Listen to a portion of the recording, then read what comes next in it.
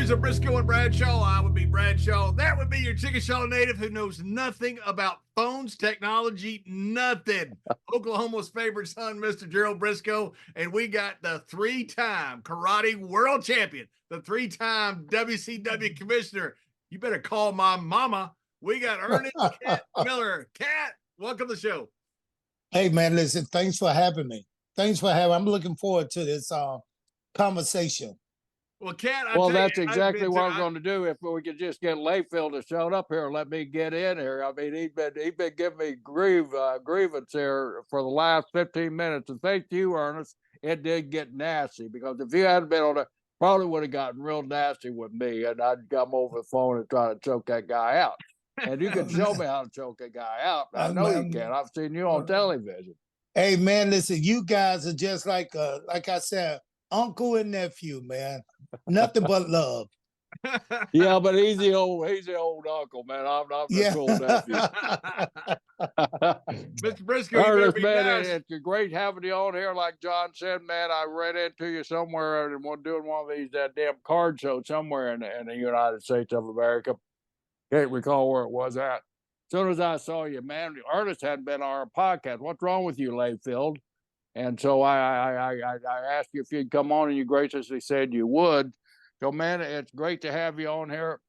And John and I's favorite thing about this podcast is, we really weren't around you that much, so we get to do a lot of research. We get to go on that internet, and you see things on the internet, and everything you see on there is true because it's got to be true if it's on the internet. So anyway, we did research. I've been watching some of your matches, some of your things. What a multitasking guy you are! But man, I didn't know that you're a football player. You're a former football player and all that stuff, sort of like John was, and you tried out for New England Patriots. But tell us a little bit about your upbringing. You're from Atlanta, Georgia, I believe, and you went where? Savannah State, and you played football. Tell us a little bit about your athletic background from high school on up to college there, brother. Well, you know what? I started late. I actually started playing sports once I got to the 8th grade. But I started martial arts when I was in the 5th grade. Wow. So I was just doing martial arts, going to karate practice every day until I got into the 8th grade. I got into high school. I started playing basketball, football, tennis. I ran track. I played soccer. So I did a lot of different sports, but I kind of settled in once I figured out that I wanted to play football, further my career in football. So I ended up going All-American in high school, ended up going to Savannah State, spent 4 years at Savannah State. I'm going to jump in there. Savannah State, for those that don't know, during that time period, they were in small college national championships left and right? Yes. We have 2 players. We had matter of fact, my roommate. Let me step back. I originally signed a scholarship to go to Florida State. So I spent my first 2 weeks of football practice with Florida State. Wow. And with Bobby Bowden. But once I got there, I was about 200 pounds for a middle linebacker. I would knock your head off. But I was about 200 pounds, but I ran like a 4.40. So when I got the major college, Florida State, Bobby Bowden decided I was going to be a better strong safety or cornerback. So Bobby Bowden looked at me and he said, "You're going to make a great cornerback." Now I said, "No, sir, I'm a linebacker." He looked at me again. I'll never forget that look he had in his eye. He looked at me and he used to always chew tobacco. Right, he had a little snuff right in the middle. He was like, "You're going to be a good cornerback." I went back to my dorm. I cried a little bit, called home, and told my mom, "Mom, I don't want to stay here." You called your mama. That's where you first called your mama. Yes. So I called my mom and told her I was coming home. And my mom said, "Why?" I said, "This guy up here is crazy. He want me to switch to a total different position I've never played in my life before. This gonna mess up my career." And I really didn't have a career. But he said, "This gonna mess up my career. I'm a linebacker. And then she said, come on home. So I called my mom. Then I called my high school coach. My high school coach said, he brought it to me. He said, listen, you was a good high school linebacker, but to tell the truth, you should be a little heavier if you want to play linebacker on that level at Florida State. So I came home and he said, but I can look around. And the next week I had a scholarship offer from Savannah State, Division II school. And the coach said, listen, you can come here, you can play wherever you want to play, linebacker, quarterback, anything. He said, we'd just be glad to have you here. So I went to Savannah State. And when I got there, I enjoyed myself. My roommate, my first year, was a guy named Cecil Newton. Cecil Newton is Cam Newton's father. Really? Wow. Yes, What a great he was story. Oh yeah, and he was a 6'3", 245-pound free safety. He was bigger than I was as a linebacker. And all he would do is go to church. I ain't lying, study church back home. I mean, matter of fact, Cal Newton's mom and him and her dad was her father was a minister. So Cecil met her at church, so it was kind of funny. I was at the wedding when they got married and all that stuff, but it was kind of fun because Cecil Newton, Cam Newton's father, was, like I said, #1 in the nation at free safety. He had 10 interceptions. The only person close to him was a guy named Terry Kennard, who was at Clemson. Terry also had 10. So they shared in the most interception in the nation. Wow. And Cecil was a great guy to follow around. But let me tell you a story, though. You're going to like this. And when they first told me I was going to Florida State, they said, okay, we're going to bring you in. We're going to bring all the recruits in. And they brought us down for the weekend just to show us the campus. So I get to Tallahassee, I get to Florida State. I'm happy. I'm looking for the girls. I heard about the girls. I'm looking for the girls. And that we had it was about 4 other guys who was all top stars, as far as they were all American. They was highly recruited. So anyway, we got there, and the first thing the recruiter told us, hey, we gonna give y'all a little money. Y'all go out, go shopping, go to the mall, go to the movie, be ready to work out on the field for us tomorrow. So we was like, nobody had a car. How we gonna get around? Then they said, we got somebody to get around for you. So Nathan, this Camaro pulled up, and it was 3 big guys. We were 3 big guys, and all of us had to get into this Camaro. So we went out to the car, and we opened the door, and we looked in at the driver. It was Ron Simmons. Oh, wow. And Ron Simmons' job for the night, I didn't know it was his job, was to take care of us. And he got us in the car. He said, y'all get in. Real mean. Y'all get in. I said, yeah. So I got in the front seat, and Ron looked at me and said, y'all don't drop any paper in my car. He was just real mean, angry. So we went He was like that when he was young. Hey, man.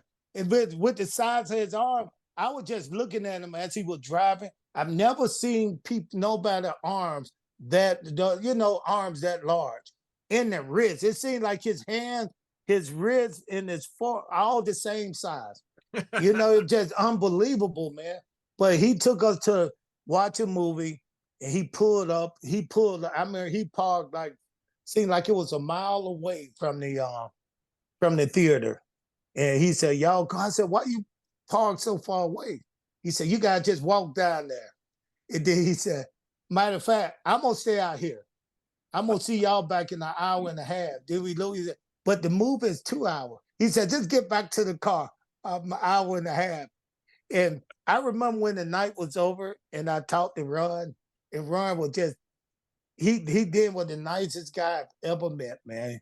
That was his job. His job was to take the young guys around that they were trying to recruit and show them the town. Ron held the NFL rookie record for a bench press. He broke Lyle Alzado's record when he went to Cleveland Browns. 48 times, 225. But way before, when Mandridge did it 43, everybody went crazy. Ron did it 48 back in the early 80s. Man, Ron and Ron didn't look that tall, but he was huge. And when I say huge, he wasn't like there was no fat on his body.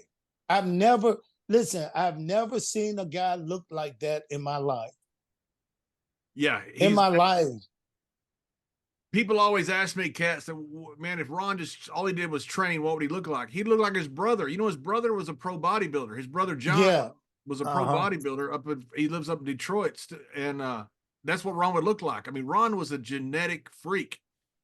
Man, and he had that personality as a wrestler back then, like a heel. He was a bad guy, but he was very likable. You know what I'm saying? Because at the end of the day when we came back, I remember we all went to his room and we sat down with him. And he was just telling all the new guys who were coming in, said, this is how it's going to be. You guys going to have to really work hard. And I mean, he really gave us some sound advice.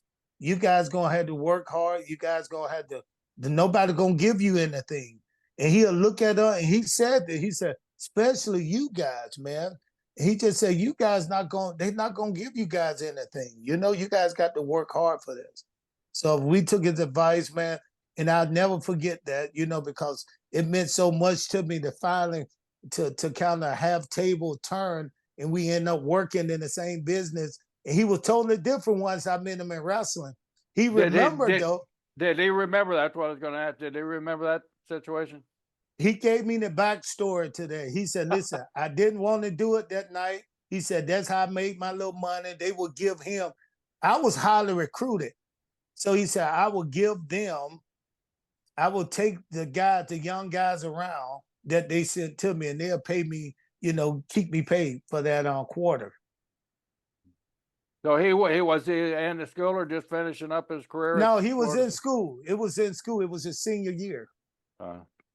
It was his senior year. He was All-American. They knew he was going somewhere. This dude right here, man, I mean, he wasn't scary because he didn't kind of try to intimidate us, but we was already intimidated with just the things he did. So with the guys with you and everything, they recognized Ron. So when Ron told you hour and a half, nobody chirped in and said, hey, the movie's 2 hours long, We're not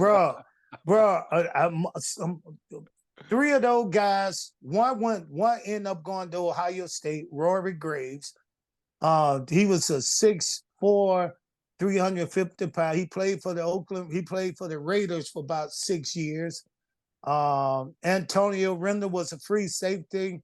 Went to Columbia High School. He was the #1 recruit in the nation. He ended up going to Georgia and, playing at University of Georgia. And the other guy, KD, went to Clemson. He ended up playing in it. Everybody in that car ended up with good NFL careers. And we still talk about that day that Ron Simmons threatened us and almost kidnapped us. It was so funny, man. And these were big guys, and we just kind of giggle, Yeah. So to see the way you two guys interact with each other, you can see the love. I saw, either though it seemed like he was picking on you, it seemed like I saw the love. I saw that. And that's what that situation was about. It's like he was a little stern, a little cold, Ron was, but we understood him. We kind of, behind him, we would laugh at his back, laugh behind his back. Come on, man, come on, let's not go back in 2 hours. So one of the guys decided, hey, we going to stay till this movie over. 2 hours. He said, we got to be back in an hour and a half. He said, no, he's not, what are you going to do to us? If we don't want to find out, we end up getting back in an hour and a half. that was a smart answer there. We don't find out. What are you going to do? So did Ron laugh about it when he told him about it the first time? He'd laugh about it every time I see it. I bring it up every time I see him. I was like, Big Ron. And he remembered that whole detail. Not just with us, but apparently he did that often. They would give him the top recruits to kind of show around during visitation week. You know, they tried to do an expose on Florida State and college football in general. Sports Illustrated did, I think is who it was. And they asked Ron, they called him somewhere whenever they found him, you know, years later, they said, how did a young man without any family ties, grew up in foster homes and with grandparents, how did he have a Camaro at Florida State? And Oh, Ron said, I guess I'll just go with my money. That's all he said. He hey, wouldn't roll on anybody. Jay, let me tell you something, man. I couldn't think if it was a Trans Am, Camaro, or what it was. I just know it was something. I saw it. I can almost see it. I can almost have that vision stuck in my head. Cause when he drove up in there, I was like, wow, I want one of those too, you know? Yeah. Then when he got I out, get one of those, yeah. yeah, then when he got out, he was like, you guys come on. And he was so mean. You know, the story of that Trans Am cat was, you know, they gave him that Trans Am and, you know, it had that big Thunderbird on the hood. That's it. Yeah, that's what I remember. So, yeah. he, when he got some money, he took that Thunderbird off and put his own picture on that hood. Oh, did he? Yeah, he had his picture painted on the hood. You talk about big man on campus. You're riding around in a Trans Am with your picture on the hood. And you know, Tallahassee, man, it wasn't that big, man. It was a small place, right. Nothing to do. But everybody knew Ron Simmons, man. Ron was the man there, man. I mean, he was really well liked, respected, and everything. Yeah, I don't know. I go ahead, John. I'm sorry. We went back years later, Ken. I mean, you know, years later after he'd already been champion. That's what I was going to tell that story. Yeah, go ahead. After WCW, and it's like during the Attitude Era, I think, you know, when Steve was hot and Rock was hot, you know, business was hot everywhere. Ron walked out in Tallahassee on a live event, and to this day, I've never heard a better ovation. I've never heard anything like it to this day. I saw Hogan, I saw Stone Cold. That night in Tallahassee was the most tingling moment I've ever had in my life. That whole place was doing the tomahawk chop, and it was the building amazing. Was shaking. It was so loud in there. It was insane. Everybody backstage just stopped what they were doing. Holy cow, what's that? And everybody said that's Ron Simmons making his homecoming, man. Yeah, that's right. But you know, John Brisco, back in those days, man, it was usually the quarterback or somebody scoring touchdown who everybody looked up to. It was rare to see somebody looking up to such, I mean, put on the pedestal somebody from the defense. Right. This guy played nose guard in the middle of the defense. And think about what he had to do to get recognized. Back then, we wore helmets, so people didn't know what you looked like. Man, but Ron was so well-respected, man, that even when we told the guy recruiter name was Kent Schoolfield, even when we told the recruiter, like, what he did to her, he just laughed. He said, that's Ron. That's Ron. And let him do it, man. Let him do it. So it's Savannah State. You become All-American at Savannah State. Do you get drafted or are you a free agent when you go out? You know what? I would. It's kind of funny when you talk about it like this. When my year, I would have got drafted because I spent the 5th year. My year I would have got drafted would have been my 4th year because San Francisco had a linebacker named Keena Turner who was about 220-some pounds, outside linebacker. He could guard. He could run with the running backs. He could do a lot of stuff that I was able to do. So they came, San Francisco 49ers came and said, hey, we want to take you because he's going to retire. And we wanted to move somebody with that same body size, about 225, into his position. And my coach talked me into taking my red shirt year. So I did my red shirt year, and I did all right, but nobody came to draft me. But I did get a couple of offers into a bunch of camps like Atlanta Falcons, New England Patriots, New Jersey General really high on me then from the United States Football League. So I ended up going up there to visit there, and that was my first time running into the billionaire Donald Trump. Wow. And Donald Trump told everybody, said, you guys here, you may not be playing this year because of the lawsuit that was going on, but he said all my players gonna get paid. So you know, that's how I started out. So I signed with New Jersey General to go in with them. Then when I was up there, I kind of floated around when they didn't play the next year with New England Patriots, then New York Jet. And during this whole time, were you still doing your karate and your martial arts? You know, when I would come home, that was part of my routine. When I would come home during the summer or after the season, I would go to karate.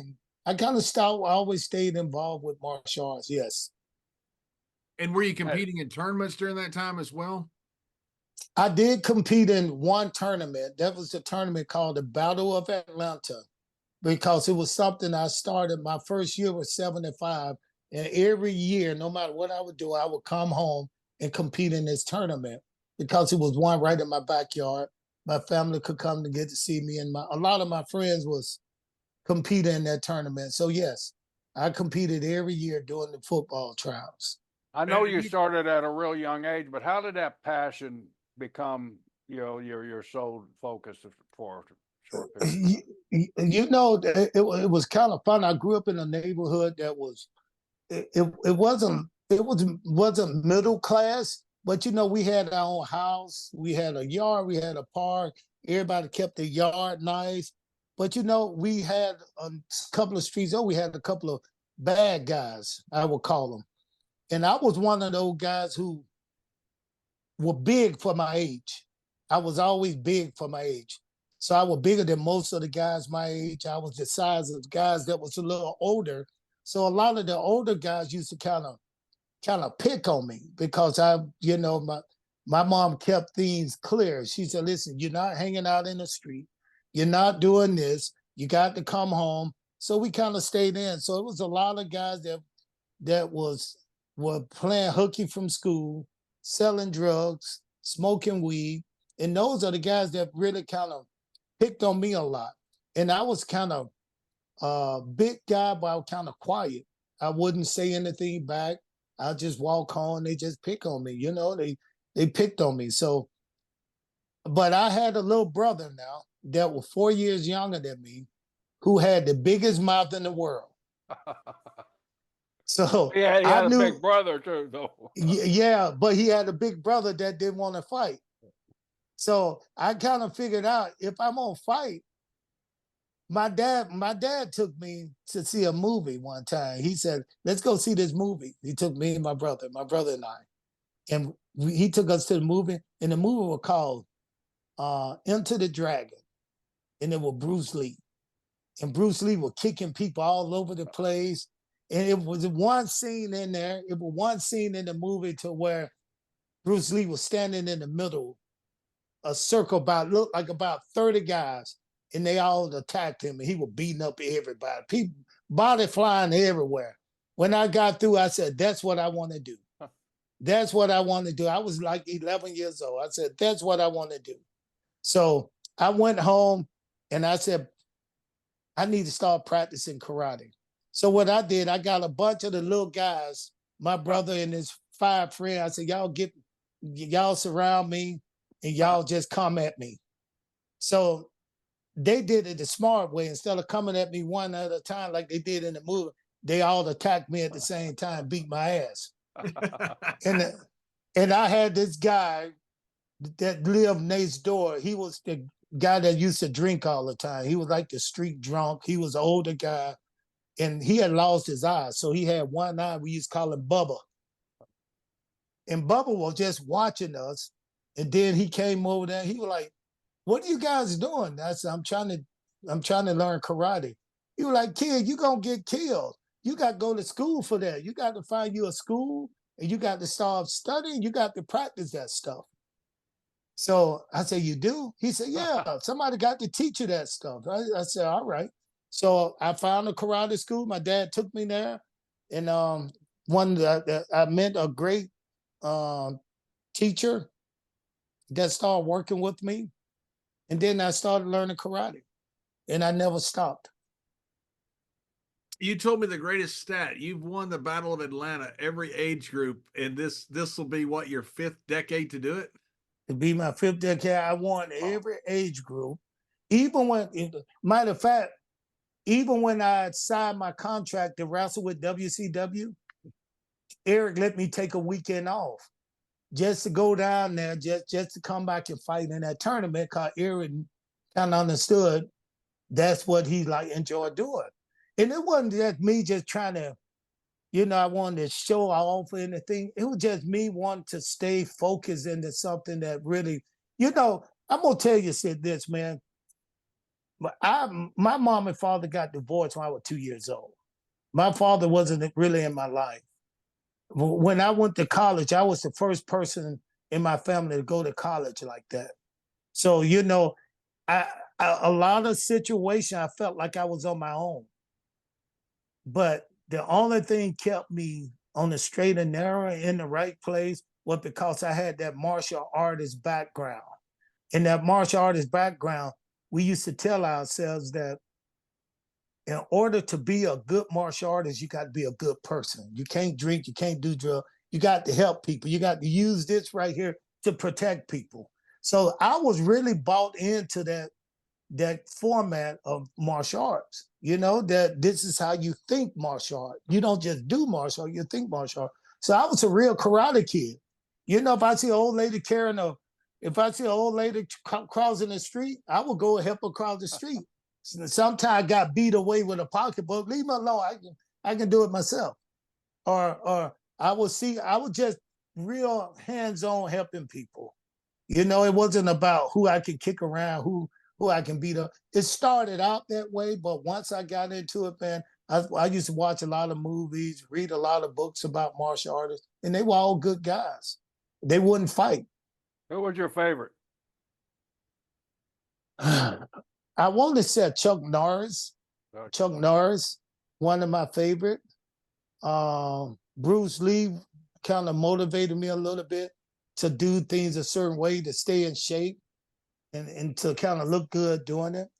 Well, I got a lot of martial artist friends that Joe Corley, one of the first karate guys to put professional kickboxing on TV, ESPN, PKA. I got Michael Jai White, who is a fantastic actor, but he's a true martial artist. We kind of got our black belts together. So it's been a few people that kind of motivated me to stay on track, continue to do it. Have you met a lot of these people as you've gotten famous yourself and be able to run into them in certain circles? Man, I have. One of my first person I met, I got invited right away to his ceremony with Wesley Snipes when he started doing the Black Vampire. I forgot the name of that movie. He was taking karate. He was about to get promoted as a black belt. They flew us out on a private plane just to be there with him, with them. So I got to meet a lot of them, man. But most of them I already knew, because they started with us in the karate background. While I went to football, a lot of these karate guys, some of them went to acting and doing different movies. And then when you got done with football, it was a while before you end up getting into wrestling. I think around 97, because of your relationship with Eric Bischoff and his son. At least what I read, as Mr. Brisco says on the internet, it must be true. During that time, what was karate your main focus? You know what? I just got married. My wife was pregnant with my son, and I wanted to do something else other than continue to try out for the NFL. I didn't want to leave home. So I went back to school to get my degree in engineering at Savannah State. So I went back to school. I started a business that was working in my field. My major was electrical engineering. I got a degree in electrical engineering and a double major in math.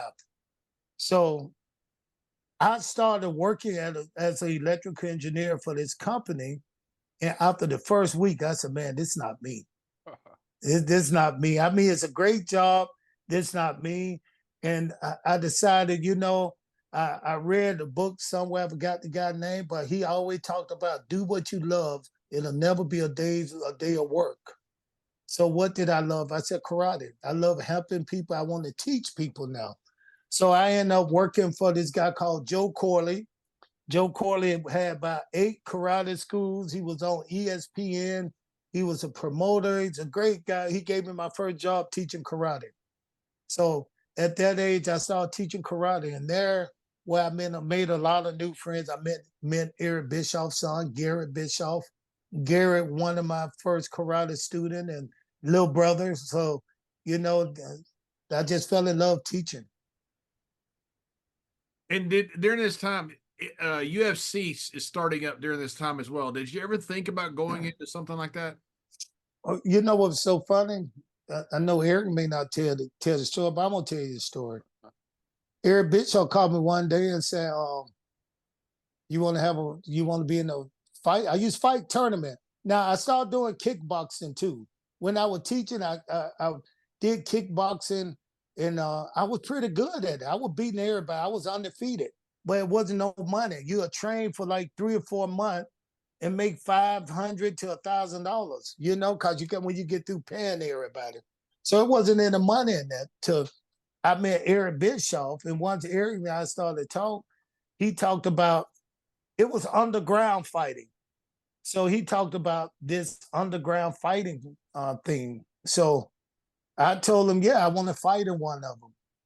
So they set it up, and it was a warehouse with almost like with padded walls. Like they had like old not bedspread, but the mattresses against the wall. And they had about 4 or 5 fighters there. And the fighter I fought was a guy about 320 pounds. He was a ex-football player, ex-cop, great boxer. So he was a boxing guy.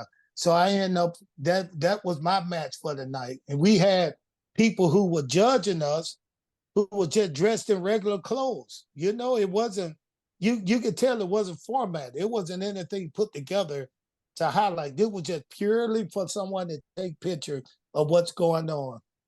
And I remember I beat my guy in about maybe a minute and a half, kicking and boxing. And this guy had talked a lot right before, once they match starts up. They were saying, man, he too small. I was like 215. He too small. And the guy was just playing with me. When we got on the scale, he was taller. And I just remember him saying, this guy right here, once I beat this guy, I'm gonna beat this guy next. So he just looked through me. And I remember being just real quiet, just looking around. And then when it came time to fight, I remember the referee said, you guys ready? You ready? And I'm looking across the ring at this big old guy. But I said to myself, this guy's crazy. He don't know what I can do. I can kill him in this ring if I want to. I can do so much stuff. So when they said fight, 2 minutes later, it was over.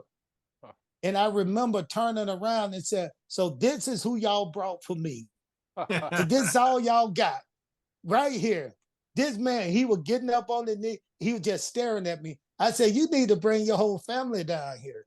And I remember the guy jumped up and said, he worked with Dana White. He was like, man, you can be good at this, man.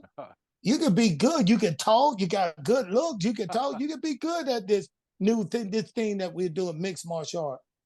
And then the next week, me and Eric sat down, and Eric Bischoff told me, said, I got a plan for you. I said, what plan is that? He said, you can come work for me, but I know how you like to teach.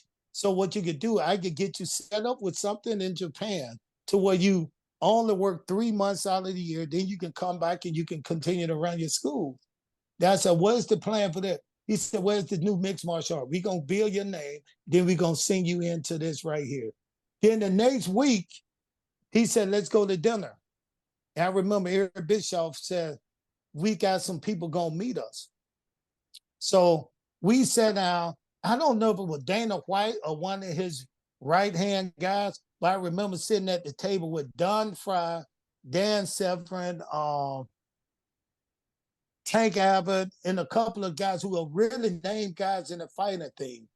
And I remember they put me on the spot because the guy looked at me and said, so the week before, Eric said, he'll watch all these videos. He gave me a bunch of CDs to watch these videos. And they were all fights of mixed martial art fights. And they were fighting, these guys were fighting. It was all their fights. So once we got to the table, I would listen to these guys, and they were talking about how to get money. how to kind of mix it with what we are doing in pro wrestling, how to mix it together. And what they wanted to do, they wanted to make more money. They weren't making money then as mixed martial artists. So when Eric Bischoff turned and looked to me, and I mean Don Fry was the meanest looking guy I ever saw. I don't know if you know Don Fry, I right? know Don. Yeah. Yeah. Man, Don had the biggest ass mustache, so he had big yeah. eyebrows, and he was very intimidating. So I remember sitting at the table, and Eric looked at me and said, "Did you see anything you like in the end of the videos?" I said, "You know what? I saw a bunch of stuff, but I didn't see anybody who can beat me." Man, why did I say that? Yeah. Because Don Fry stared a hole straight through me. And I was like, I'm sorry, but with what I have, I didn't see anybody could beat me. And Don kept whispering on his voice, just enough to where I could hear him, get in the ring. No, get in the cage. He kept saying, get in the cage. I was like, why did my asking me to get in a cage? He kept saying, get in the cage. And I was like, he was angry, man. He was angry that I opened my mouth and said that. And he told me that. And I didn't realize what he meant until I finally got in the cage. It was different. That was a different monster being in a cage. I don't know if you ever did. You know, I could do it in the backyard. I could do it in the dojo. But when you locked in a cage with a man and y'all out there supposed to be tearing each other apart, man, that's a scary situation. So I knew what he meant when he said, get in the cage. And so, did you ever think you were going to pursue it? Did you go further with it? What caused it to not go work? Because Eric Bischoff did exactly what he said he was going to do. He put me in WCW, and I don't think Eric expected me to take off like that. Because when I first came, Eric wanted me to be that nice guy that I am, and in that way, you know, it kind of built my character. But it kind of took off to where people loved me running my mouth and calling my mama. And by that time, I started to pick up a little something, you know, and get over a little bit. Then the first match they wanted me to come to Japan was to wrestle somebody they wanted me to lose to. And Eric said, no, we don't want to take you over there to lose. That's not what we're doing. We want to build you so we could do this mixed martial arts stuff for real. And I'm going to tell you, I've seen a lot of fighters. And it's going to rub a lot of people myself. I've never seen a wrestler leave wrestling and go to the mixed martial art, and I will call them good. You mean from just from wrestling? I've never seen a wrestler get into the ring with a mixed martial artist and somebody who I said he had a career there. I've seen guys win now. No, don't take this from me. I've seen Baptista. I've seen Brock Lesnar. I seen Brock. Brock was good. Brock was good. But you see what happened to Brock when they put him in there with a certain person that throw punches and throw knees. He ate Brock alive, you know? But Brock was strong. He did his thing if somebody want to wrestle with him. So that's what I was saying. I've never seen a wrestler that was in the ring that went from wrestling to mixed martial art, somebody who I would say, you know what, he should have had a good mixed martial art career. Yeah, how about guys like Don Fry? Don was an accomplished wrestler. See, but Don Fry made his name in the mixed martial arts. And then when he got into mixed martial art, it was a barroom fight. Those guys were bar fighters. Yeah, it was different. Yeah, you're right. It's totally different. Those guys were hitting in the nut. They were climbing to the head. But when you got skilled fighters later on, when they started getting these guys that were skilled in jiu-jitsu, taking you down, then they got these guys who were boxers and kickboxer. I did a movie with Maurice Smith. Maurice Smith was just a kickboxer. But Maurice Smith was knocking people out left and right just because he was he had a good set of skills, you know, boxing and stuff. And the wrestler guy just wasn't working then, if you could just grab and take somebody down. Do you ever look back at it and think you wish you would have gone a different direction? I mean, you were very successful doing what you're doing, and Man, it's impossible to do both. But did you? JR, you crazy, man. Look at this pretty face, a scar on my face, man. And I don't have no wrinkles. I don't You're have no still pretty, scars. yeah. I'm still pretty. Listen, let me tell you something. There's no way. You know, you beat yourself up trying to beat up other people. You know, when you go there, Right. Listen, I'd have broke my knuckle trying to hit somebody on that hard head. You know, and then all of a sudden that I find myself in the ring now. It was different because I was taught my whole life, never show pain, never show fear. Don't talk too much until it's over. Then I come into pro wrestling, it's the opposite. Show fear when you don't feel fear. Show pain when you don't feel pain. You know, talk when you don't need to talk. And I got paid for it. So I was like, I wish that came along way before then. So I got paid for it. So I don't miss it. You know, I don't miss it. Like I said, I fight in karate tournaments. Even, you know, I'm 60 years old. I still compete in tournament. And, you know, I compete pretty hard too. You know, some of the young guys call me Uncle Ernie now. And they'll say, listen, when we spar, I work out with them, we spar, and I start talking to them and I tell them, don't let me beat you, because if I beat you, I'm not gonna ever stop talking about it. So they really come at me. They come at me. And I heard a couple of guys talking at the locker room the other day. And I said, what you guys say? He said, listen, we had to take care of you right away, because if we let you stand too close to us, you still dangerous.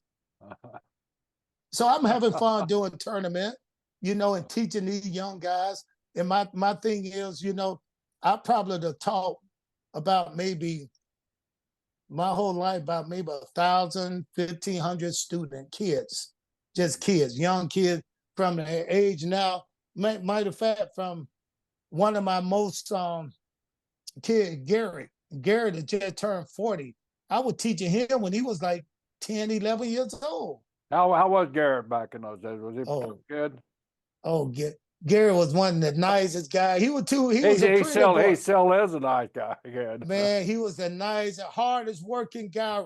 Listen, I did not know who his father was, but I knew who he was. He was a tough kid. Did you know anything about wrestling at the time you had Garrett Bischoff come in? You know what? I'm going to tell you this. I've never been scared looking at a man until I woke up in the middle of the night. My mom had told me, stop sleeping with the TV on, because I used to like to sleep with the TV on. Don't sleep with the TV on. So one night it was dark. I went to sleep and I woke up in the middle of the night because I heard some music on TV. Squeak, squeak, squeak, squeak. And I woke up and I looked at TV and I think I saw the meanest face I have ever seen in my life. It was Sid Vicious. Yeah. It was Sid Vicious. Man, this guy looked like he was just about to rip somebody's head off. So that's my only thing I remember about wrestling when I got into it was Sid Vicious. Now, if you go back years with Dusty Rhodes and you, Mr. Briscoe, and you guys, you can leave out the years and years and years. So. Yeah, I got to tell the truth. I can't get on your podcast and tell lies. I got to tell the truth. Yeah. But you know, I used to watch it then because you guys had a good conversation. Yeah. You know, I tell everybody wrestling then with Thunderbolt, yourself, Ron Simmer, even John. You guys were like me sitting at a barbecue with the family barbecue with all my uncles who all they do is talk shit. And now talk about what they gonna do. And now check this out. Now all of a sudden you find your uncle in the ring with somebody who want to fight. Let's see what my uncle gonna do.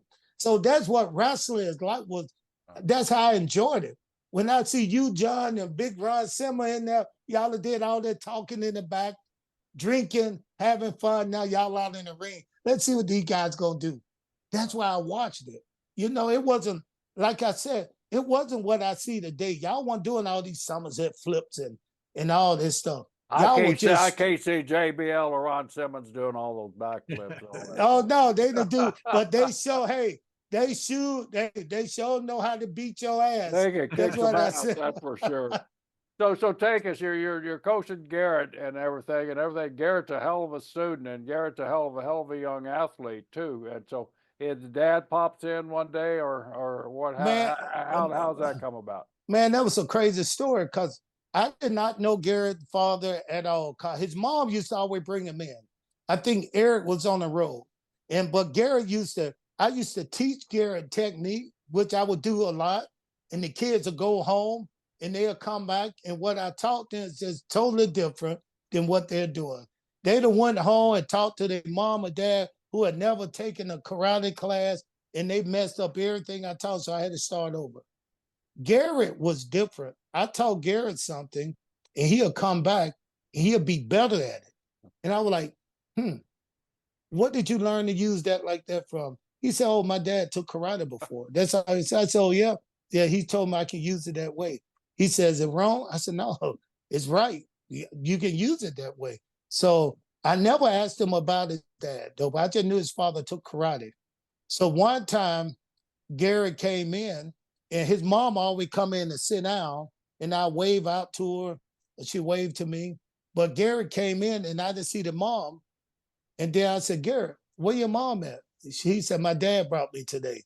I said, oh, yeah, where your dad? I said, that's him. So I looked outside. We had this big window to where you could look outside. You can see people walking by. I saw this guy there with the darkest, blackest hair and the whitest teeth I ever seen in my life. And I was like, Dad, he said, that's your dad. And he said, yeah, that's my dad. So anyway, he never came in. He came in and waved, shook my hand. He said, maybe I'll come and work out with you sometime. I said, anytime, just let me know. I never thought he was going to show up. 2 weeks later, this same guy came, and I was on the floor. It was fight night. I was on the floor. I had fight night. I got 5 karate instructors there from the age 18 all the way up to me. I was about 32 then. So we are spar with anybody in the class. We like to spar with the kids and play around. So I line everybody up on one side. I'll start with the young teacher on here, the teacher next to him, all the way down the line. You got to start on the end from me and work your way down to me. So next thing you know, Gary came running in. Hey, Mr. Miller. Then his dad came in with a rolled up karate gi under his arm. I was like, what is he doing to karate? He said, Ms. Miller, can I join the class? I was like, yeah. So anyway, they went in there, got dressed. We started the class. I wasn't paying no attention. We just started. And next thing you know, I hear thunder. I hear people like somebody trying to get away. Something's going on. So I looked down on the other end. It was Eric. He was sparring one of my young guys. Guy about 18, about 6'2", 6'3", 185 pounds, about young guy. This guy, Eric, had this guy chasing him all over the map. So then he went to the next guy. I said, okay, switch. The next guy was even better than that guy. So I said, okay, I'm sparring again with the little kids. I'm flipping. They coming at me. I'm jumping out the way. I hear that commotion again. And I look down, and I'm just not paying attention. I just glanced there. It's Eric. I said, oh, that's just the way he fight. He would beat my teacher up again. So I looked at, I said, okay, next round, this third round, come on down. Boom. This was the guy next to me. This time I kind of watched out the corner of my eyes to see what was going on. And I saw Eric doing stuff, man, that surprised me. I was like, this guy's good, man. This guy's really good. He beat the hell out of my teacher, who was one of the top fighters at that time in the country. He beat him up. I mean, it wasn't tournament fighting. It was straight a little mixture of drinking too much in the bar and putting your karate suit on and keeping your shoes on at the same time, beating up somebody. That's what Eric was doing to my guy. So I said to myself, when he beat him up, I said, okay, I got to put it on this guy. Because if I don't, how you going to have your son coming here working with people, the dad to beat him up? So anyway, we started sparring a little bit. I'm looking around. I just remember Eric looking at me. He's staring at me, and I'm looking at him, and I just jumped up, just kicked across his head. and he ducked a little bit. I could see he was a little confused with that. And then he came back again and he tried to sweep me.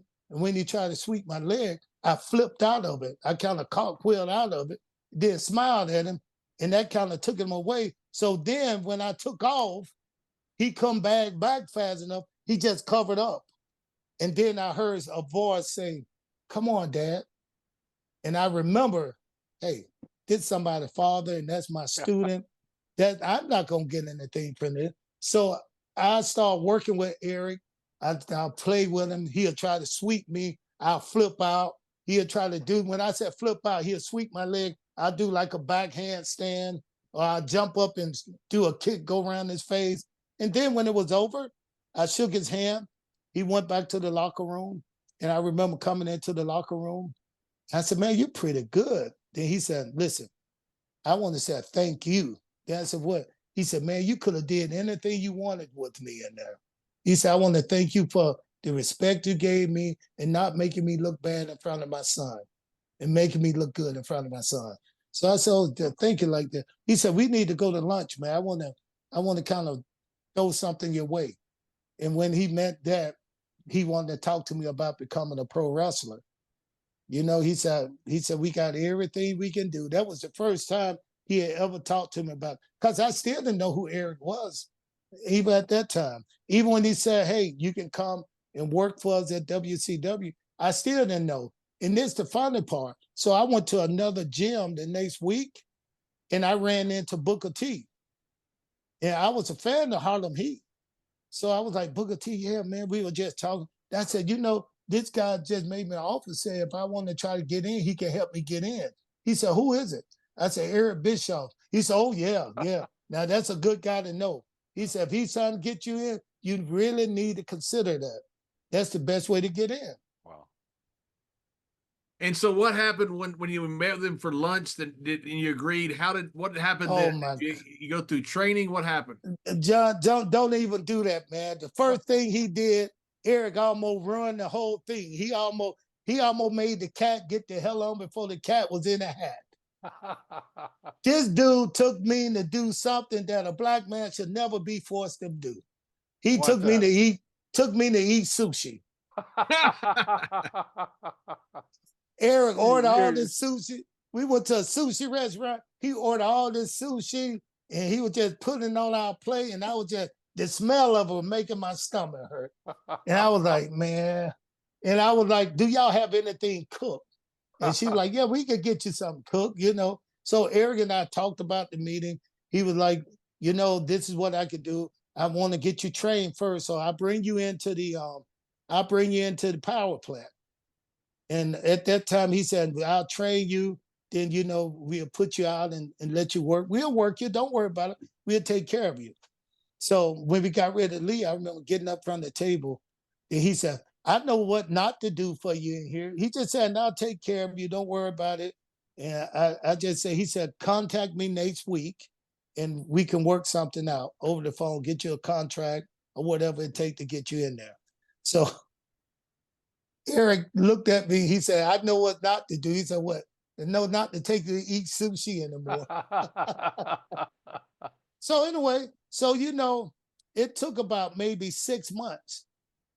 It took 6 months before I even made that call to Eric after that meeting. And What you have Eric, classes you wanted to finish, or what? there you go. That's exactly right. You know a You're a martial artist. coach. Well, you're a coach, man. Yeah. Yeah. I mean, this guy, Eric told me, Eric's word was, "Listen, I can make you a lot of money. I can make you very wealthy." That's his word was to you in this business. Right now, we get ready to do this. So you won't even have to teach unless you want to. That's how I want to teach. He said, "All you got to do is come and sign a contract and you go right into school and I'm gonna pay you. You get paid to go to school. More money than what I was making at the karate school." So about 3 to 4 months later, I get a call, Eric Bischoff. "Hey, Ernest, why haven't you called me?" I was like, "No, I was gonna call you. I was gonna call you in like next week or something like that." Then he was like, "You don't want to do that?" I said, "No, that's not it." And I said, you know, I've been teaching this class now for about maybe 3 years, and some of these young guys, including your son, is about to get their black belt. And I don't want to walk out on them because that may make this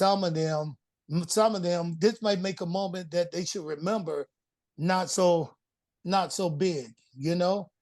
And it's hard to even explain what you feel when you work with a kid and you gave a kid so much of yourself and now he earned a black belt. You want to be that person to give him, to present that black belt to them, because you're not just giving them a black belt. I'm giving them a piece of my soul, a little piece of who I am, you know, and so I wanted to be the person to present that. So I told Eric, that's why I haven't called. And he was like, okay, well, go down to the school. And he said, go down to the school when you're ready. And he said, and by the way, you a giver. He said, in this business, most of the people you're going to meet are all takers.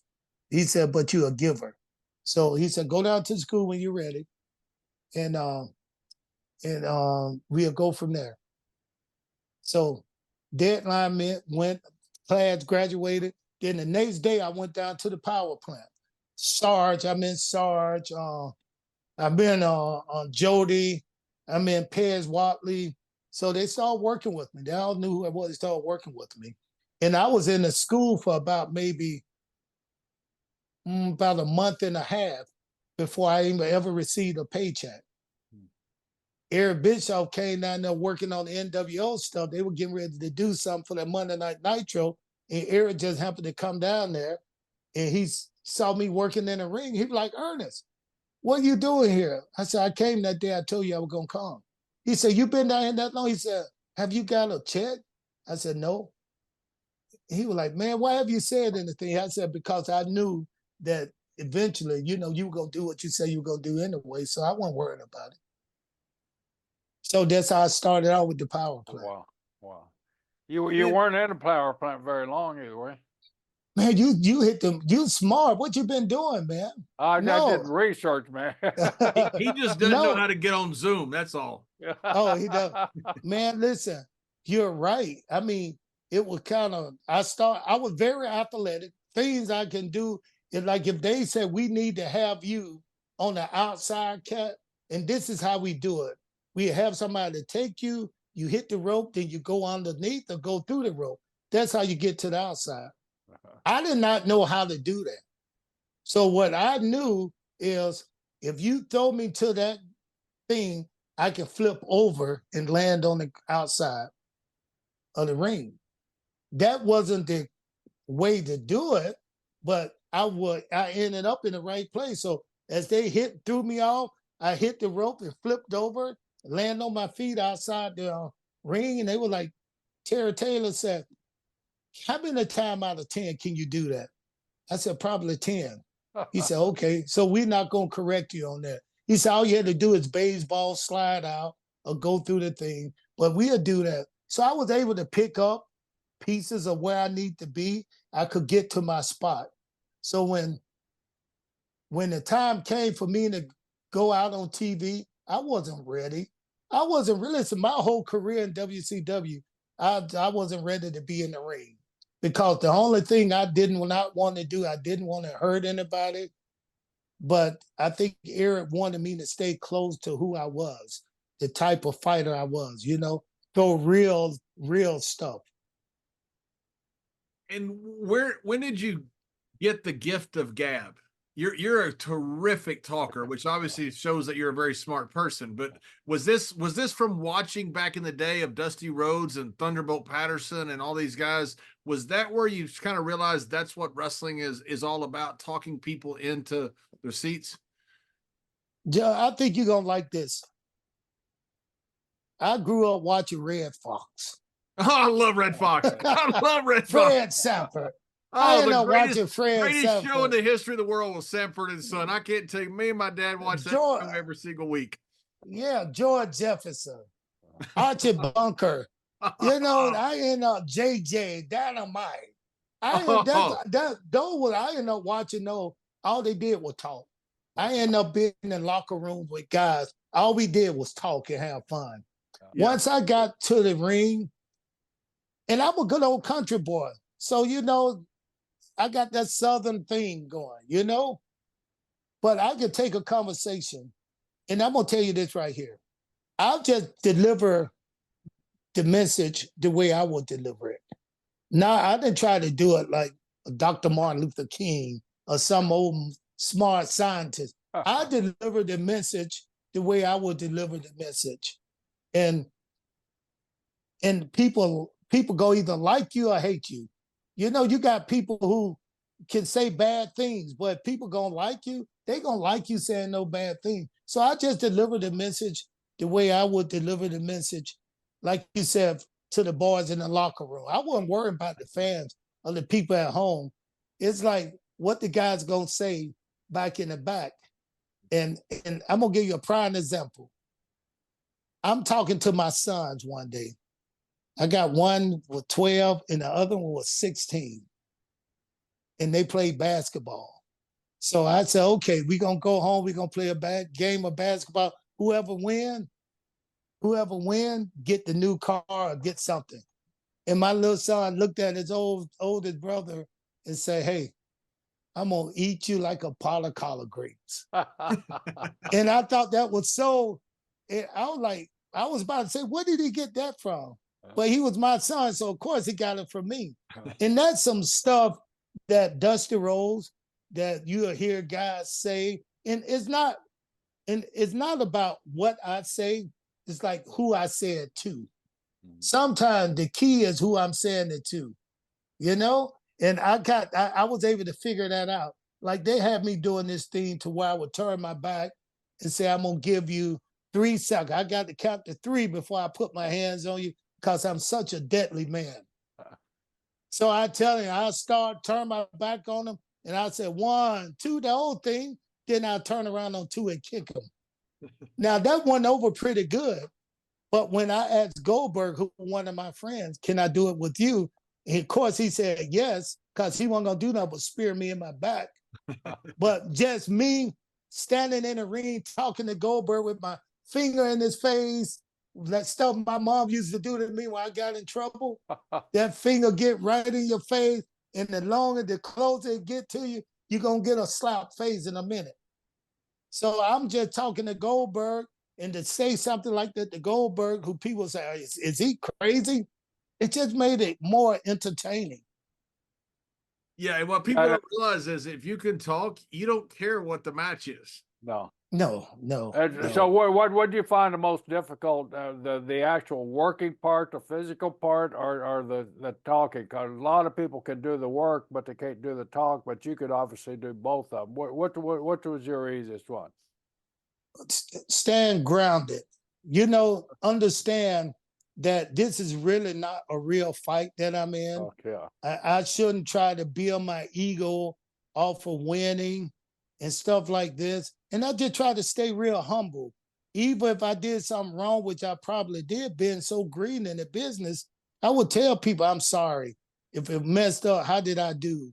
Me being a super athlete, I ran a 4.440 in college. I ran a 9.600 in college. Didn't even run track. Didn't even run. I got drafted to play soccer right out of high school, and I only played 1 year of soccer in high school, so I wouldn't have to go lift weights. So I was a super athletic person that was smart and could pick up on everything. But when I got into wrestling, I had to deal with these characters, and you learn to deal with people. It's like it helped my people skills a lot, because there's so many different things going on. You got guys getting mad for no reason at all. You got guys who don't get mad. You can't read what they're thinking. I had a match with what's his name now? You guys got to help me. Hulk Hogan, good friend. The Booty Man. Beefcake. Man, I had a match with Beefcake, and I thought everything went well. But Beefcake was mad. I think Beefcake was mad because I was doing the Monday shows, but Jimmy Hart was a good friend, And Jimmy Hart said, "Hey, Cat, can you come and do the Saturday show with me? I'll just give you a quick map or somebody." I said, "Yeah." So of course, Jimmy. So I showed up to work on my day off. So I had a match against Beefcake. And it was just something real simple. Boom, boom. We just went over real simple. That was gonna get the win. So when the match went down, I got the win. And I said, "Thank you." But he was mad. He stormed off. He was angry. And I was like, "Hey, I'm sorry. Real light. I'm sorry. Thanks for doing it." He was like, "Oh, don't worry," snatching the things off. He didn't say anything to me, but when he walked through the door, I could tell he was kind of angry. So as I walked through the store, Stevie Ray walked towards me. Stevie said, "Hey man, Beefcake mad at you." I said, "For what?" He said, you messed up something in the match." I said, "The match went but like 45 seconds. What did I mess up?" And he said, I told him I was sorry. And this is how I am. I told him I was sorry for something I didn't feel I did anything wrong. But if his feelings were hurt or I still told him I was sorry. And I remember Stevie Ray came back and told me that he was in the locker room saying that he should have kicked my ass. He should have did this. It took me to a different place. I said, "Move out the way, Stevie." I walked in the locker room and I said, "I don't know who the F you think you're talking to. If you want to try to do something, do it. I told you I was sorry, but if you want to continue to complain and talk about me like that, do what you're going to do." Now I says, "Kid, I'll kick your damn head off your neck." And Steve and everybody, I was serious, but the locker room started to laugh, and he didn't say anything. He just took a thing off, but it made me go into something that I really didn't want to go into. I never wanted to let myself go like that. But I felt like we all working together. If I made a mistake, just tell me what I did, and I can work on that. I can make myself better. Don't go in the locker room and tell everybody else that I did something wrong. Or I did something. I found out the reason why, because he didn't want to do the job for me. I was a green guy, I was a rookie. Right. I didn't know the business. I didn't know the business. I didn't graduate from the power plant. When I graduated, I knew where I went when I went to WWE. Was there any animosity toward you, Ernest, when you left the power plant so early and you got a break right away? Were people saying, "Well, he's Eric's son, coach," or did you have any issues backstage like that? I'm gonna be on Brisco. I never had a problem. That's the only problem I had with that, but that was clean. I had something with Scott Norton later, but that was taken care of. But other than that, we were all friends. I never got into an argument with anyone. I never had a problem with anyone, because a lot of the stuff I was doing, and I did it differently, I made sure I kept the other guy safe. That's why instead of me trying to do something and I stumble and mess it up, I'd rather take it into my own hand and just say, "Here, throw me up." And I'll fall on the thing. Or if I had to go over the ropes and go on somebody on the thing, I said, "Just move back and I'll just land on my feet. Then I'll fall over on you." You said something earlier where this business, being entertainer. Did you realize, at power plant, or how long did it take you to realize, this is showbiz? We're here to entertain. I never realized that, because everything I was doing, I was entertaining my mom at home and my friends in the locker room. And I've been that kind of person. Doing anything I did, I was that kind of guy to try to make someone smile. That's why I got into karate the way I did, because I was a good fighter then. I thought, I could I could move around and jab somebody in the nose without doing anything. But I wanted to be creative when I kicked somebody's ass. That's why I went to karate class. And I'm gonna tell you this. I like that. I want to be creative when I kick somebody's ass. I like that. but guess what? Right here, people ask me. I was the most feared guy in DeKalb County. Most feared guy. Everybody knew me because everybody knew I was a karate guy. Because the newspaper used to write articles about me. all the time about this young guy teaching karate, this young guy right here doing demonstration before the Hawks game. I mean, before basketball game. I was just always involved in martial arts. But, you know, they don't understand that I got into martial art to be creative, not to fight.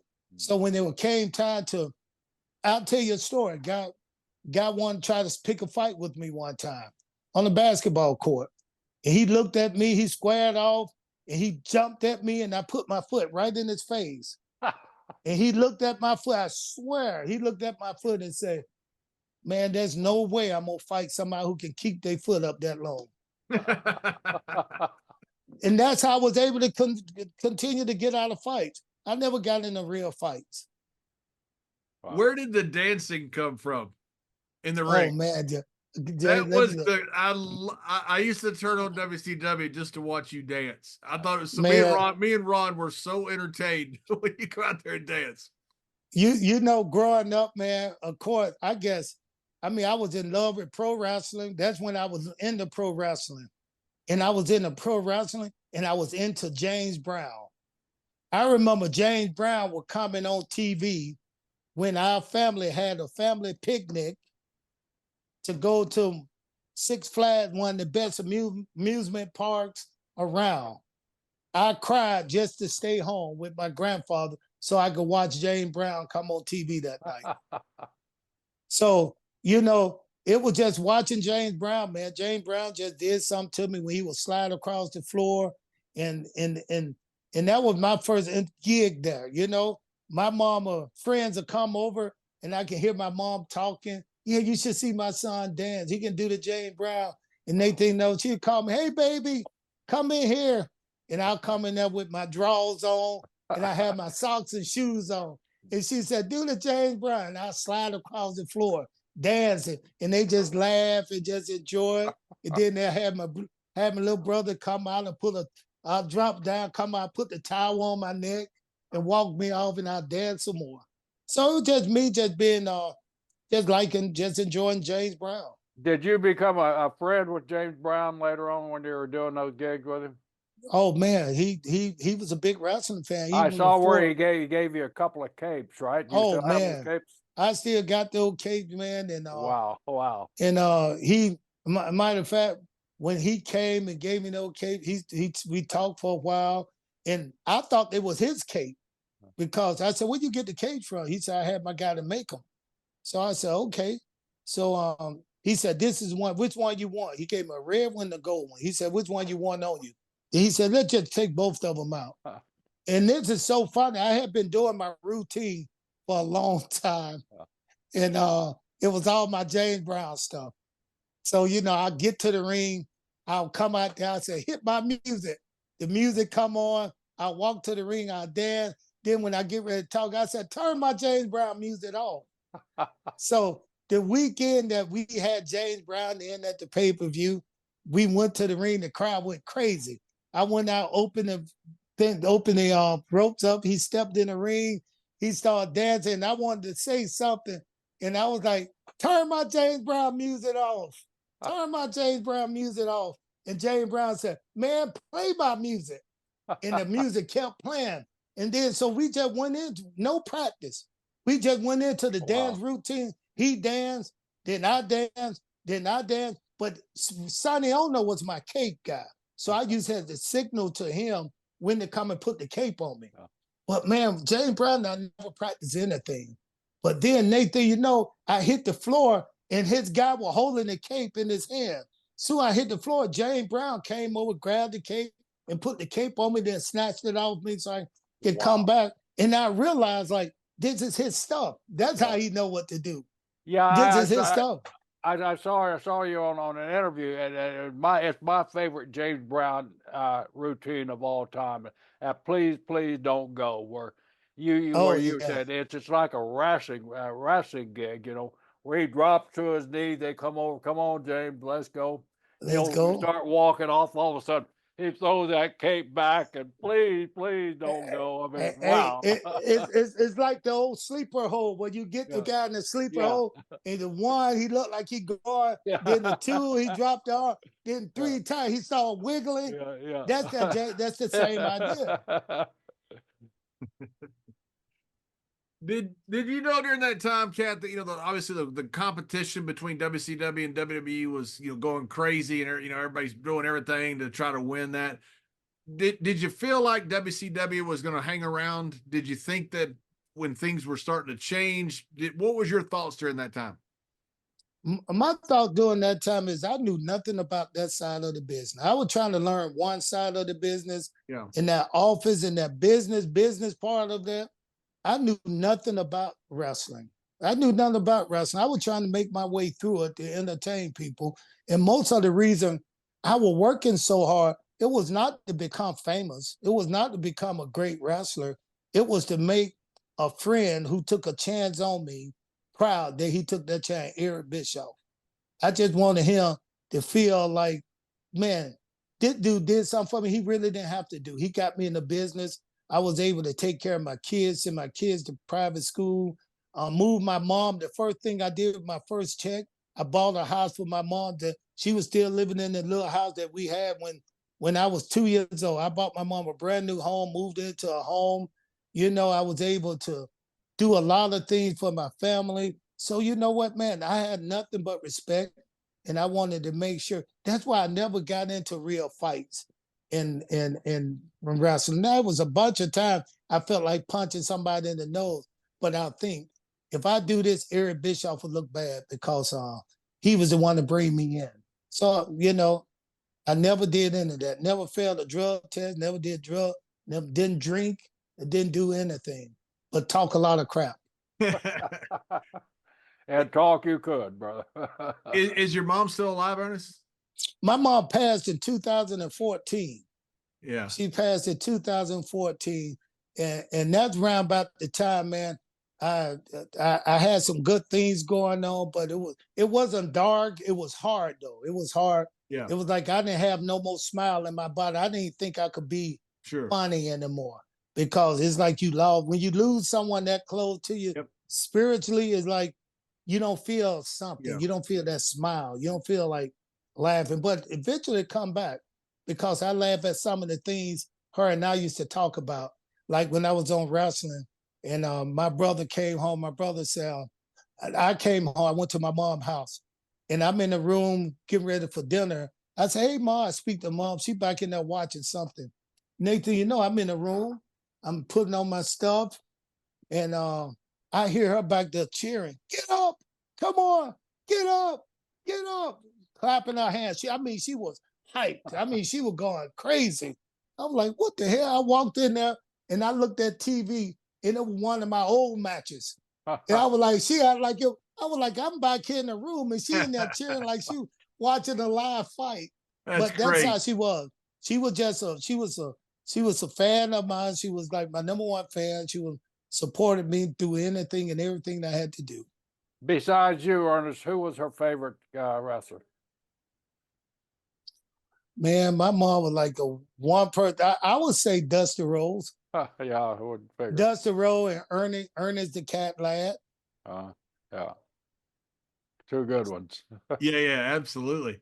So after WCW, you end up going to WWE. What did you think? I mean, obviously it was different. You're the main reason that you were in WCW is not there in WWE with Eric Bischoff. Did you enjoy it? Well, when I went to WWE, it was a choice I had to make. Cause when I got out of wrestling, man, my knees were sore. You understand, John? My knees were sore. My ankles were sore. Everything was sore. I did not. And in boxing, you got to be cat-like. You got to be able to move back and forth. So I didn't know if this was gonna be the rest of my life, or is it just temporarily till my body regain this movement? So I was at that time then till I couldn't even stand on the floor and teach karate anymore because my back would hurt and my knees and feet and remember in WCW, man, they had me working. I was working almost 260 days a year. back Wow. to back to back, going than I do. And I wanted to work because I wanted to get paid and retire and get out of there as quick as possible. But when they called me, and I was called by John H., who John H. and I were pretty good friends in WCW. He was like, Ernest, you need to come up here and just try it up here because I think Vince McMahon will like you. And I was like, oh, he said, Vince likes shooters. Then I was like, man, but I don't know what I can do. He said, just come up here and we'll work with you. So I came up. I made a decision. I was like, I might as well. I don't know what I can do, with karate. But I was still getting paid from WCW because they had a 4-year extension on my contract. So You were in for Panama City that last night too, weren't you? If I recall. yes. I was there, and with me, it's like I wasn't looking at anything dying. It's like I was looking at the new beginning of wrestling. This is what wrestling gonna be like going forward, And so I wasn't afraid because, like I said, I got a contract that's staying 4 years, so I can go home for 4 years and do nothing, to go home and start karate. So I went home, signed my contract to get paid for 4 years. I went home, started my karate school, started back teaching, and then I got a call from John Ace, and John Ace told me come up there, do a dark match. And I was like, I don't know if I want to wrestle anymore. He said, just come up here. I felt pretty good. I went up there, they treated me nice. Vince McMahon was so nice to me.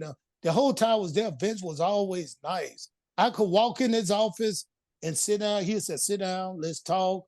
He was just always real nice, and but at the same time, I was there. I ended up signing a 2-year deal with them. I wasn't learning anything anymore. And I did not know the business, so they tried to put me on color commentary. And it was hard for me to even do that because think about this. I didn't know what a headlock was. I didn't know what any of the moves was. So how can I talk about, this guy right here going from the arm bar to the arm lock you couldn't do that. So I just tried to work my way through it. And it was very, very hard because it looked like everybody judge you by what they see right now. Not that let's give him a little time to get better. So it was fun, and then it wasn't fun, it didn't take anything away from me. I enjoy working up there. But like I said, it just wasn't anything there that really I just need to learn more. I didn't know anything about the business. You were still basically a newcomer in our business when you were invited up, right? Not just that, Brisco. I was a newcomer in the biggest company in the world. Yeah, exactly. It's just like I should have been with the elementary school, but here I am. I got the function in the high school. All right. So, and because up there, man, was like I tell everybody, it's just like going from a public school to a private school. Now you got to really step it up in here. And I didn't, like I said, it wasn't a lot of people that I could talk to. Right. I mean, it was some, but these people were trying to do a job themselves. But I can honestly say every superstar I met up there, highly respectful, from Triple H to The Undertaker to Stone Cold, to The Rock. They showed me a lot of respect when they met me. So I could tell they enjoyed my character. Every time The Rock used to see me, I swear, every time The Rock would see me, he'll tell me, Cap, man, I enjoyed your character. I enjoyed your character in WCW. Cat, I can tell you, we loved your character. It was fun. When you turn on something and you see a guy having a good time, that's what John, that's what you said right there. That's what you guys saw in WCW. In WWE, I couldn't get to where I was happy having a good time. You weren't comfortable. You weren't comfortable with your skills. Man. Bro, listen, I should have been seeing some kind of therapist or something up there. I mean, it was really that hard for me, man. And it was like I would lose my voice. I got so intense that my voice would just go out. And it was just scary. It was just scary because here I am. I wanted, and you got to understand, I wanted to do well because I've never failed at anything. I always wanted to give my best. But when I say I never fail at anything, I give my best to be respected too. And I want to be humble. I don't want to just say, I reached this, I did this, I conquered this. Listen, my prayer was, God, if this is from you, I want to be successful at it. If it's not from you, I don't want it in my life. I don't care what it is. So during this time, you became a very famous person. You've got this great character out there. And then when you're done with WWE, did you think, okay, I've had a good run. I'm going to go do what I love doing, and that's teaching karate? Did you think about doing more with wrestling, or did Oh, still there? Oh hell no! When I left wrestling, I think it might have been you, Brisco. Somebody called me in their office to tell me they was not going to negotiate my contract. I think it might have been Brisco or JR. Right. But when they looked at me and they said, "Listen, Cap, all you got to do is go travel the world. Go travel and then develop your character, then come back." That's what they said to me. But me being naive, I only heard, "We gonna let you go. You can't make it." It's just like football. You can't make it. When they cut you from the NFL, they'll tell you, you can come back next year and try it again. And you just spend that time getting ready. I know that part.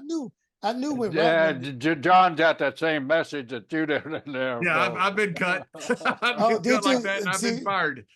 Yeah. So when I heard that, it was like I'm hearing some people telling me, because growing up I was shy. It's like I heard people telling me, "You're not good enough for this business." And then when I came home, my phone was ringing from people in Dubai, all over the world. "Hey, we want to bring you here, Cap." I'm sitting at home with tears in my eyes. Not because, listen, I had made my money. Not because I was worried about, I wasn't making a lot of money in WWE. Not because I was missing the money. I felt like I let something down because I didn't make the cut. You know what I'm saying? So when I came home, people called me, "Hey, Cab, we want to bring you over to England. We want to bring you." And I wouldn't go. I said, no. I totally got away from, went straight back in to karate, teaching karate and martial arts. Teaching karate, martial arts, teaching karate. And I didn't hard talk to a lot of my friends. But then I started to open back up later on. And I started talking to some of my friends. They were like, "Why don't you just go to these autograph signs? And that way you get to see Goldberg. You get to see your friends that you can." I said, "I might do that, man." And now I love going to those things, not because of the money I made, because I realized that the time I was in there, and I'm gonna tell you this. I went to Mark Henry in WWF. The WWE came to Atlanta, and Mark Henry called me and said, "Hey, let's go eat. I'm in Atlanta." I said, "Okay, all right, I'm gonna pick you up." So we picked Mark Henry up. We went out to eat. And then we got back to the hotel, and it was a bunch of, how this is, a bunch of fans out in front, around the front door, security holding them back. Mark Henry said, "Cat, can you let me out on the side, by the side door? I don't want to go through that crowd." So I let him out. Boom, he went in. As I rode away, he called me. He said, "Hey, Cat, I think I left my bag in your car." I looked down, his bag was in the car. I get out, park right there in front, get out, jump out the car, and walk in to the building, and the crowd just jumped all over me. "Hey, it's the Cap. It's the Cap." I gave the bag to go to, I keep saying go, but I gave the bag to Mark Henry. And then I sat there, I was like, I forgot who I am. I forgot what I've already created. They can't take that away from me. No. But when I left the business, I wasn't around it at all. I went to Philadelphia last for the WrestleMania. And the guy taught me to coming into the hotel. All the guys who are up there right now, you wouldn't believe, especially the black guys, a lot of them, the ones who are in the business right now, Cat, that's hugging me, telling me, "I met you one time when we were young, man. You sit right here, you talk to me, you sit right here, you gave my dad this. Man, I dress like this because you used to dress like this." And it was just so funny, man, that, you realize that you mean something to the business. Mhm. You don't have to be in the business when you'd already paid something to the business. Yeah, that's one of the reasons I love going to the autograph sessions. You Yeah. know, especially because I get, especially if Ron's there, you know, or Yeah. Briscoe's there. You Yeah. know, I don't want to go alone, but I love seeing the guys. But a lot of times they'll call me and say, "Well, you want to come to so and so?" And I go, I don't know. Ron's here, okay.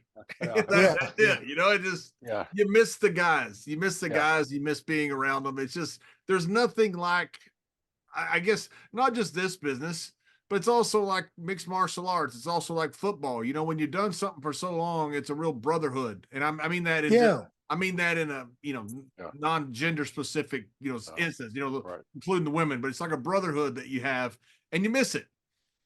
And John, then one thing you say that I think we all miss out on, that time, those 5 years that I was in WCW and I was doing a commissioner, I was doing my James Brown dance, I was kicking people, I was doing this.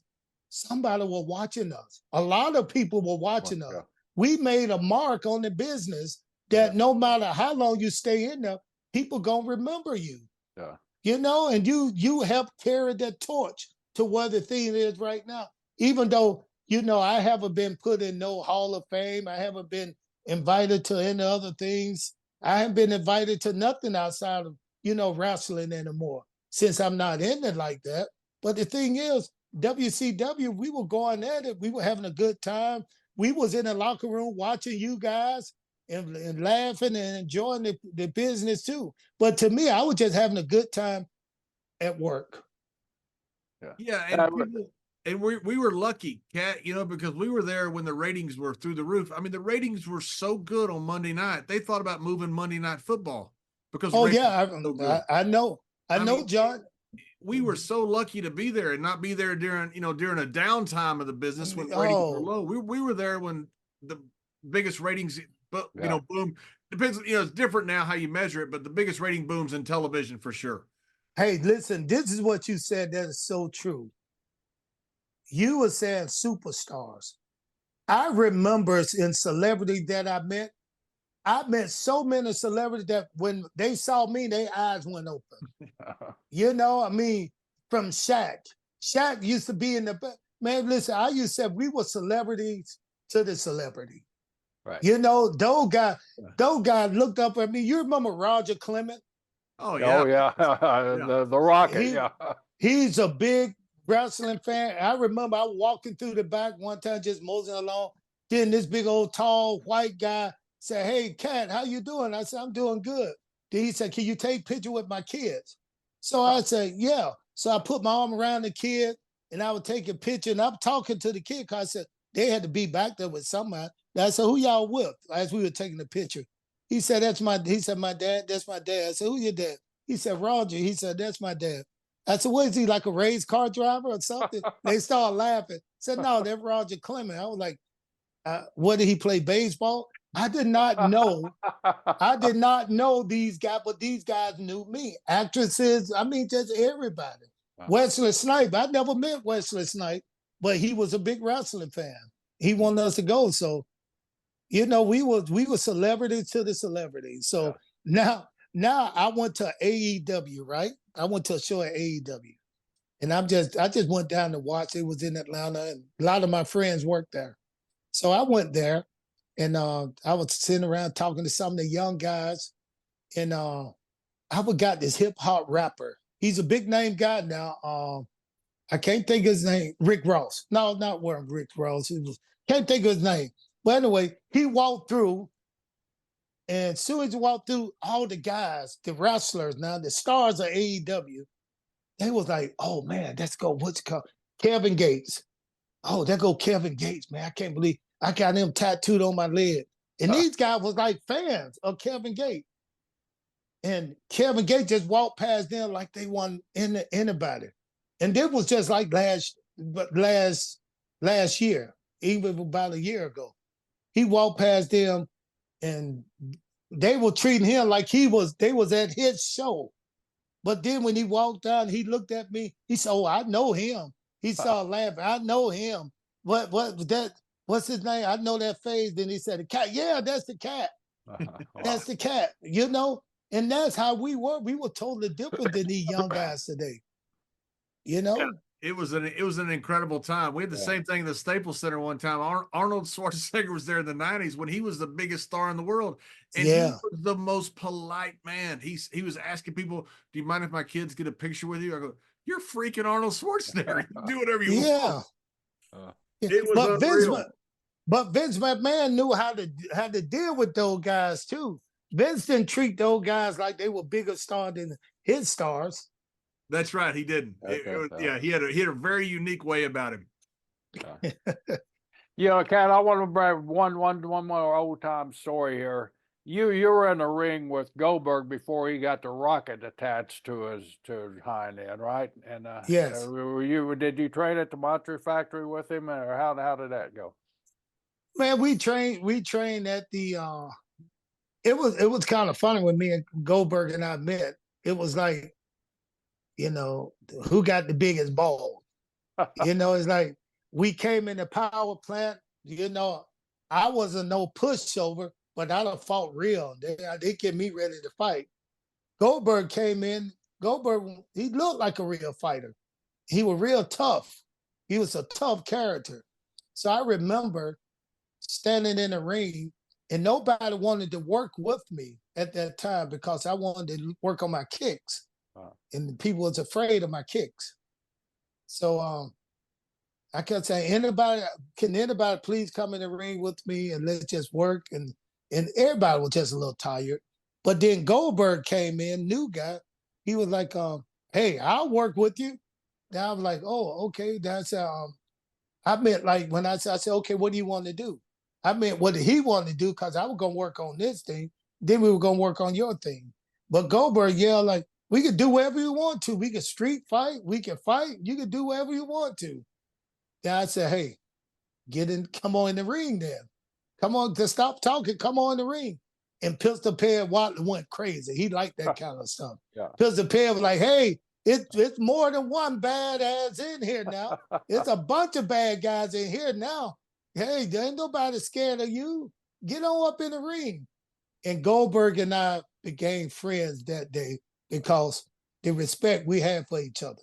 We kind of laughed and enjoyed. We worked together, had a great time. So one of the things I wanted to do when he started wrestling, doing dark matches, he asked, could I come and wrestle with him and throw my kicks at him? And he said, yeah. And I was the first one to beat him. Why'd you? Really? Yeah. Dark match. They let me win. Did nobody, hey, they didn't, I don't think they knew Goldberg was going to be Goldberg when they first brought him in. I don't think they did either. I think it just happened. No. I think after it just happened. It just happened, man, because when he came in, he was just like everybody else. You know, we had a bunch of big old guys down at the power plant.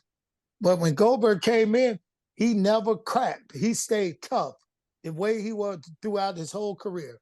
You never saw him crying. You never saw him with his hand down. If anything, you saw him slamming the wall, pushing chairs over. You know, he lived that character. Yeah. He was an intense guy off camera too, then, huh? Yeah. To some people. Yeah. To some people. Well, hey, Kat, I can't tell you how much we appreciate you coming on the show. I know we took a ton of your time, and Mr. Brisco took 3 days to try to get on the Zoom call, but brother, I've been looking forward to seeing you. I enjoyed you so much when you were in WWE. Enjoyed seeing you. I always enjoy seeing you whenever I get a chance to do it. So. You know what I can say about you? You were one of those guys who would look out for anybody. Because I remember they put me in a match. One match, and they say you go in and you clean up. I was like, what should I do? What do you mean clean? You want me to kick? Vince McMahon said no. He said, dude, use the elbow, use anything. Just people gonna feed you. And then I was like, I heard one guy kind of grumbling, I ain't gonna sell no elbow. How you gonna sell an elbow like that? So I ain't gonna sell his elbow. And then you looked and said, I will. And you sold it when I got in the ring. You sold the elbow and everything, you know, because I did not know how to work with the guys in the ring like that and what they were used to. But you said, hey, whatever you want to do, Kat, do it. I'm going to sell it. And you did. Now, always, I mean, much respect. Just, it don't take much to make No. me feel like saying thank you. But you one of those guys, man, with just that smile on your face and just your willingness to kind of open up to me just for that moment, man, meant a lot to me. Cause like I said, I should have been seeing a therapist because I was so nervous the whole time I was there. Yeah.